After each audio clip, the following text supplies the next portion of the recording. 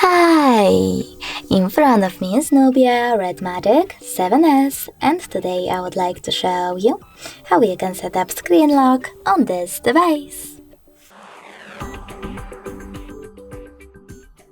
First of all, you need to access devices settings.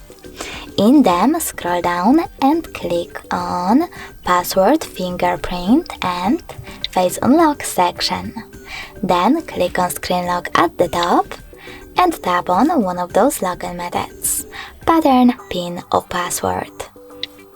Now you need to enter your login method, choose Continue at the bottom right corner, repeat it in order to confirm it, and choose Confirm at the bottom right corner as well.